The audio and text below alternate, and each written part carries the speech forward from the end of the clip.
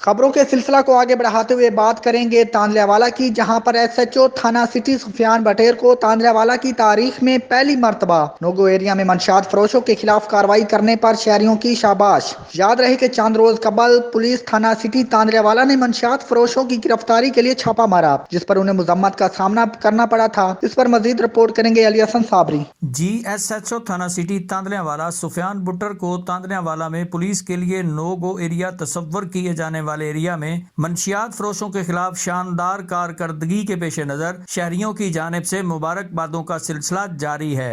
याद रहे कुछ रोज कबल एसएचओ ने मंशियात फरोशों की गिरफ्तारी के लिए छापा मारा तो मंशियात फरोशों के हामियों ने पुलिस पार्टी पर फायरिंग शुरू कर दी थी, मगर एसएचओ सफियान बुटर ने दीदा दलेरी से अवाम के जम्मे गफीर से मंशियात फरोश को गिरफ्तार करके हवालात बंद करते हुए मुकदमा भी दर्ज कर डाला, जिस पर सीपीओ फैसलाबाद ने क्राइम फाइटर सफियान बुटर को शानदार कारकर्दगी पर शाबाश भी दी।